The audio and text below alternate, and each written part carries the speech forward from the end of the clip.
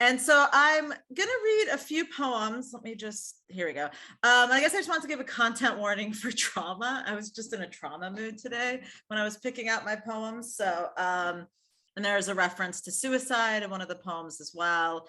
And they're also very Ohio heavy poems. So the first one is called Kids, and it begins with an epigraph from Denez Smith. And can everyone hear me okay? Everyone can hear and see me okay? All right, awesome. And it starts with an epigraph from Denez Smith. The epigraph is, "They want us to fuck more than they want us to exist, kid." Denez Smith wrote a poem where they ended each line in the word kid. And so this poem is after their poem, although my poem is quite different from theirs, but I did take that inspiration. So every line of this poem ends in the word kid. I hungered for adulthood as a kid. Who's allowed to be a kid? My uterus swelled at 11, leaked down my legs as I exited the ocean tamponless. By 12, I no longer looked like a kid. I devoured every Babysitter's Club book as a kid. I thought my teen years would be all girl power decals ironed to my backpack and watermelon bubble yum and kissing boys with the sad eyes of Jordan Catalano. Teenhood would simply be a more tongue-filled version of kid.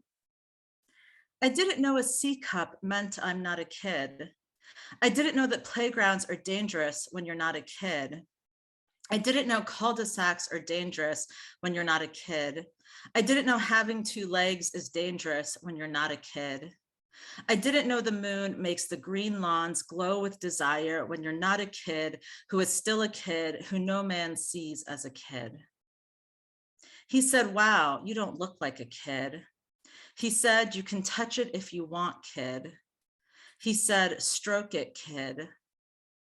Stars circled my head like hard, small, bright, alive kids. The next day, they were all dead kids.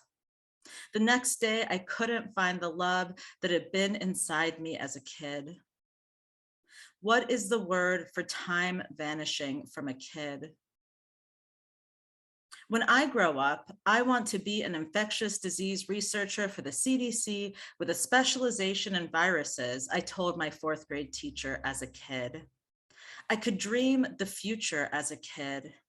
And one night, the future vanished like a kid who'd never existed, like a kid who'd never been there, like a kid who biked down the street, circled the neighborhood on her 10-speed, rode up onto the sidewalk, then began to dissolve, molecules dissipating into air, intestines coiling like phone cords beneath her stomach, then turning liquid, then dripping to the ground, then disappearing between grass blades.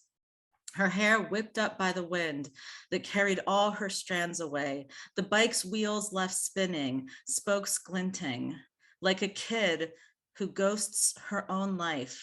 Is that even possible? Most kids don't know that's possible. Most kids think they'll be kids forever, which is to say they don't know most kids become phantoms.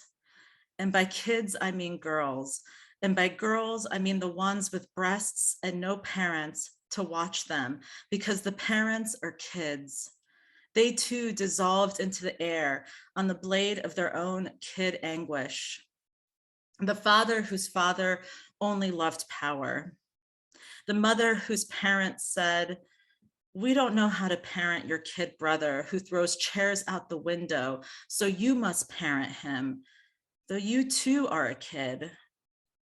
And so our neighborhoods brim with kids, with graying beards, full-time jobs, pensions, with kids who perform adult, but who each night close the lights on their suburban home no kid could afford. Each box of light clicking off up and down the street, as each kid cradles the hurt at the center of their life, and their kids who are yet to be born dissolve before their kid eyes. I'm gonna have my air conditioner on. It's a little loud. Does that affect the sound at all? That y'all can still hear me okay? We're good. Okay. Yeah, it's okay. It's good. Okay. So let's see here. This next poem is called The Inside Rots Like the Outside Rots, which means I grew up in Northeast Ohio during the last days of the Republic. The field sharpened into star shapes. I fisted the snow and pulled a raw hand from the hole. I wish I could say my healing is heroic.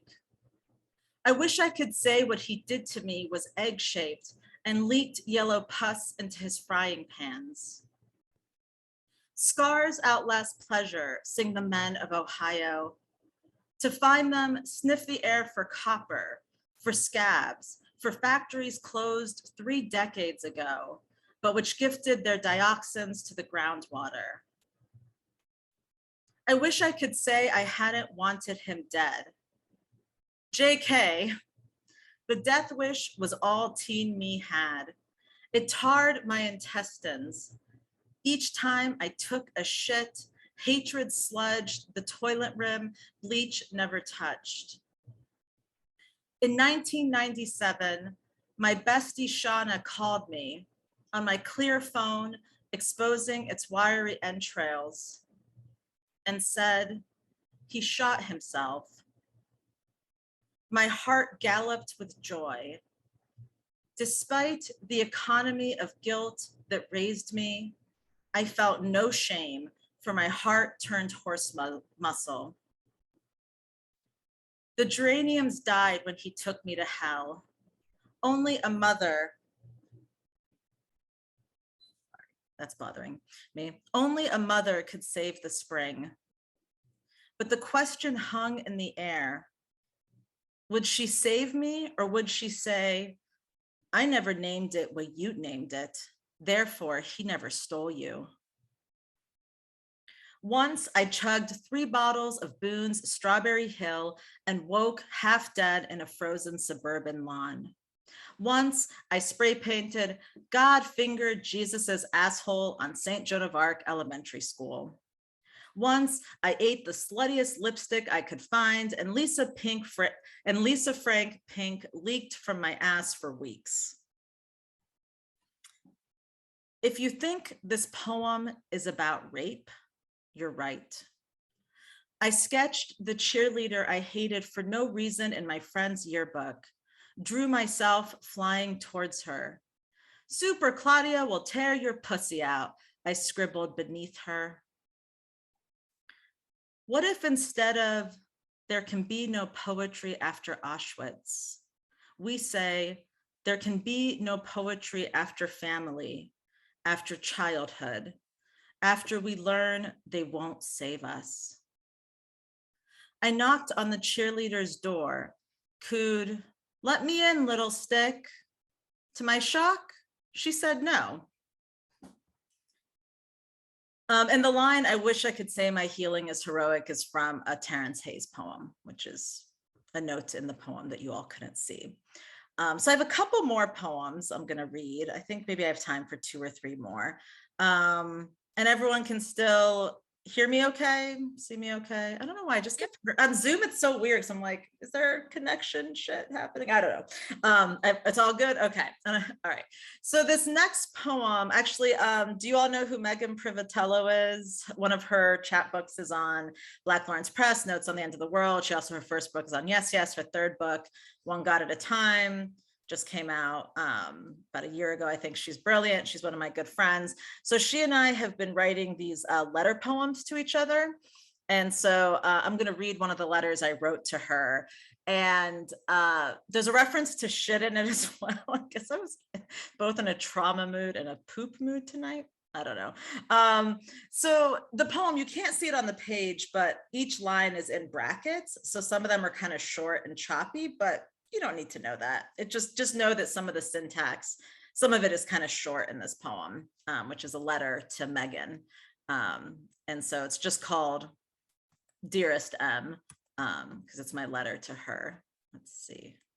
Hold on, I lost the screen with my poems. Oh, there it is. Dearest M, I thought of your therapist while I took a shit this morning. Freudians believe in poop, the way we believe in communism, fairies, cloud banks, drag kings. Religion is not belief. What we do each day becomes our worship. I read what dropped from my body like tea leaves and twigs browning boiling water, Rorschach sludge. Read the story along the toilet rim. It said humans are like rows of uneating girls, the same bone over and over again. Nothing we do is surprising. 7 billion people, and we all have one of 4 attachment styles. Yet each of us are so particular, it hurts. It hurts. I hurt, hurt, hurt, hurt. Push your finger on a needle till red floods the instrument, and you won't approach the pinpoint of our particular pains. I've said particular twice, hurt 5 times, fucking shoot me already. In IFS therapy, the client maps each person who lives inside of them. Everyone has an inner critic, for example, which shows that we are all equally annoying. Some critics feel like colors. Others are a burning in the belly, a voice, a fully fleshed person. One wore a witch costume and harassed 19-year-old Dahlia. Turns out the witch didn't want to hurt Dahlia. She wanted perfection, so perfect, her father would stop the beatings. Once Dahlia convinced the witch inside her that the father was gone, she donated her costume to Goodwill and bought cheerleading pom-poms. I guarantee that no one else's inner critic twirls pom-poms purchased from a thrift store located inside a teenager's body.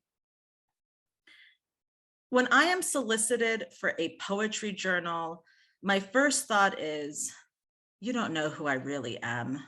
If you did, you'd never want me in your pages. Monster, monster, monster. Everyone on Twitter is terrified they'll be canceled. We cancel each other to prevent our own vanishing. What if we are all dandelion seeds, feathering breath giggles? What if we are all rainbow popsicles, purpling tongue pimples on a summer Sunday? What if the child inside of us is no longer wounded? She lifts her belly chub to the sky for a good fat rub. When I say what if, I mean, when we believe our stories are unique, we clothe our bodies in gorgeous suffering, starburst trauma, rhinestone blood, terror glint. But when we believe our suffering is one scab in humanity's bottomless wound named history, our bodies lift from the lake, skin pearled in water. We heal. So I'm gonna read, thanks everyone for the comments. I haven't really been looking at them, so I've been focusing on the poem. Thanks, Carla. And if you haven't heard of IFS, Internal Family Systems Therapy, I'm all about it. My therapist does IFS and it has saved my life. So look into it, it's awesome. I guess I'm gonna read one more poem. And it's also an Ohio poem, and it's like a bit of a sexy poem. It's also a very summery poem. It's about the summer, it's called 1992, which is the summer that I got my first kiss. So it's a summer in Ohio first kiss poem. I was 11. And it was actually a really good first kiss. So, yay for, the poem is not about trauma. So one of the poems not about trauma. So let me just pull up the last one. So this is called 1992. So I thought it's summer. This will be a good poem to end on. It's a summer poem. Hormones power the machine. Ohio's air is on fire. Trees still fat with green, means the fair has returned. Hair can only hold so many lengths, yet the mullet exists, is one of the world's great mysteries. Wind tills the small hairs on the backs of my knees, like virgin corn before its first slash and burn. I wear 3 scrunchies on each wrist, and I want every boy's worship. There's a certain blade of aliveness that cuts only once. Everything after is gum pressed to a desk's underside. Its watermelon sugars turn stale in the bored algebras of that room. For me, the blade opened in 1992. Spencer led me to the liminal space between the tilt-a-whirl and carousel, muscled his mouth into mine. Our teeth clanked, and he whispered, "Cup your lips like this," teaching me to blunt the pain my mouth inflicts. Every autumn, suns grow suicidally beautiful, gallop terribly against each other's bodies, wrote James Wright about his Ohio of men and violence. But this was June in my Ohio. The boys, still tender as milk duds, melted inside the cardboard box a teen cashier forgot to place inside the cool concession stand.